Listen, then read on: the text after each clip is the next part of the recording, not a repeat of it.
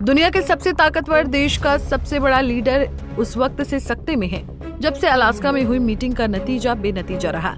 Vladimir Putin के सामने अमेरिकी राष्ट्रपति डोनाल्ड ट्रंप को समझ ही नहीं आ रहा कि वो अब करें तो क्या करें, क्योंकि वो कोई ईरान तो नहीं है जिसे डरा लिया जाए, धमका लिया जाए। वो रूस है, मतलब रूस, वो रूस जिसे सोवियत संघ में एक महाशक्ति के रूप में जाना गया, वो रूस जिसने सोवियत संघ के टूटने के बाद भी खुद के वर्चस्व को टस से मस नहीं होने दिया। अब उसके सामने अमेरिका के भी हाथ पैर ढीले पड़ते दिख रहे हैं। इसलिए डोनाल्ड ट्रंप यूरोपीय देशों का सहारा ढूंढ रहे हैं। अलास्का की बर्फीली पहाड़ियों में भी जब पुतिन को सीजफायर के लिए नहीं समझाया जा सका तो ट्रंप ने जेलेंस्की को व्हाइट हाउस आने का न्योता दिया। इधर जेलेंस्की पहुंचे तो उधर ट्रंप ने सभी यूरोपीय देशों के राष्ट्रीय अध्यक्षों को भी व्हाइट हाउस आने का निमंत्रण भेज दिया और फिर बीते सोमवार को राष्ट्रीय अध्यक्षों का जमघट व्हाइट हाउस में नजर आया। रूस यूक्रेन युद्ध में शांति कैसे स्थापित की जाए, कैसे पुतिन को मनाया जाए, इन सभी मुद्दों पर सभी नेताओं ने जमकर मंथन किया। मीटिंग से कई और भी खास बातें निकलकर सामने आईं। पहली ये कि डोनाल्ड ट्रंप ने जेलेंस्की और यूरोपीय नेताओं के साथ जारी इस इम्पोर्टेंट मीटिंग को कुछ वक्त के लिए रोक दिया ताकि रूस के राष्ट्रपति पुतिन से बातचीत की जा सके। ये जानकारी जर्मन के एक समाचार पत्र बिल्ड ने दी। समाचार पत्र के अनुसार ट्रंप यूक्रेन के राष्ट्रपति वोलोदिमीर जेलेंस्की के साथ साथ Germany, Britain, France, Italy, Finland, यूरोपीय संघ के नेताओं और नाटो के महासचिव के साथ व्हाइट हाउस में एक उच्च स्तरीय बैठक कर रहे थे। लेकिन मीटिंग को बीच में रोककर उन्होंने पुतिन से बातचीत करने के लिए उन्हें फोन लगा दिया, जिससे ये बैठक कुछ देर के लिए रुक गई।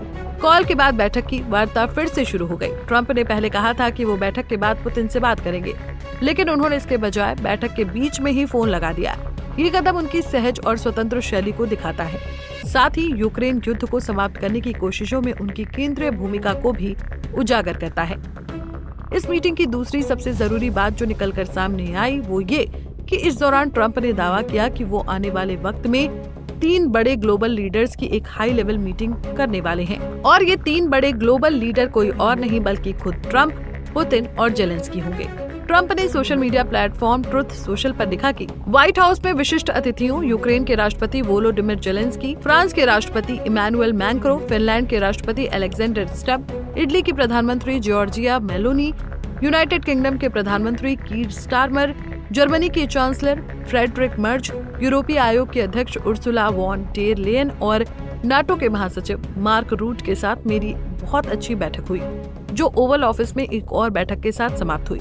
बैठक के दौरान हमने यूक्रेन के लिए सुरक्षा गारंटी पर चर्चा की, जो संयुक्त राज्य अमेरिका के साथ समन्वय में विभिन्न यूरोपीय देशों द्वारा प्रदान की जाएगी। रूस यूक्रेन के लिए शांति की संभावना को लेकर सभी बहुत खुश है। बैठकों के समापन पर मैंने राष्ट्रपति पुतिन को फोन किया और राष्ट्रपति पुतिन और राष्ट्रपति जेलेंस्की के बीच एक निर्धारित स्थान पर बैठक की व्यवस्था शुरू की। उस बैठक के बाद हम एक थ्रिलट करेंगे जिसमें दोनों राष्ट्रपति और मैं शामिल होंगे। फिर से लगभग 4 साल से चल रहे युद्ध के लिए एक बहुत ही अच्छा शुरुआती कदम था। उपराष्ट्रपति जेडी वेंस, विदेश मंत्री मार्को रूबियो और विशेष दूत स्टीव विटकॉफ रूस और यूक्रेन के साथ समन्वय कर रहे हैं। इस मामले पर ध्यान देने के लिए धन्यवाद। रूस का जिक्र और ट्रंप का धन्यवाद करते हुए जेलेंस्की का भी बयान सामने आया। उन्होंने एक्स पर लिखा कि आज वॉशिंगटन में महत्वपूर्ण वार्ता हुई। हमने राष्ट्रपति ट्रंप के साथ कई मुद्दों पर चर्चा की। ये एक लंबी और विस्तृत बातचीत थी जिसमें युद्ध के मैदान की स्थिति और शांति स्थापित करने के हमारे कदमों पर चर्चा शामिल थी। यूरोपीय नेताओं और संयुक्त राज्य अमेरिका के राष्ट्रपति के साथ भी कई बैठकें हुई। हमने सुरक्षा गारंटी पर चर्चा की। ये एक महत्वपूर्ण मुद्दा है, युद्ध समाप्त करने की दिशा में एक प्रारंभिक बिंदु। हम इन गारंटियों का समर्थन करने और उनका हिस्सा बनने के लिए संयुक्त राज्य अमेरिका की तत्परता के महत्वपूर्ण संकेत की सराहना करते हैं। आज हमारे बच्चों की वापसी, रूस द्वारा बंदी बनाए गए युद्ध बंदियों और नागरिकों की रिहाई पर बहुत ध्यान दिया गया। हम इस पर काम करने के लिए सहमत हुए। अमेरिकी राष्ट्रपति ने नेताओं के स्तर पर एक बैठक का भी समर्थन किया।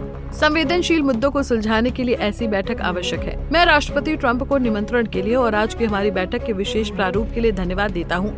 मैं उन सभी नेताओं का भी धन्यवाद करता हूँ जो आज हमारे साथ थे।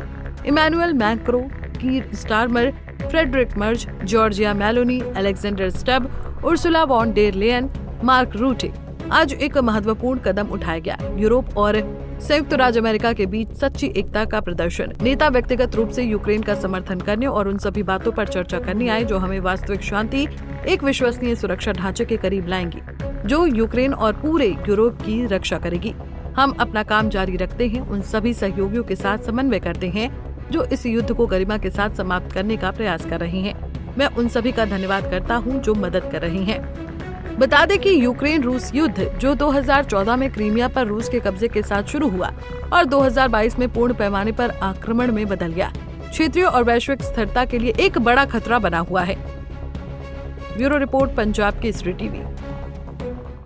हमसे जुड़े रहने के लिए हमारे YouTube चैनल को सब्सक्राइब करें और नई वीडियो की नोटिफिकेशन के लिए बेल आइकॉन को दबाएं।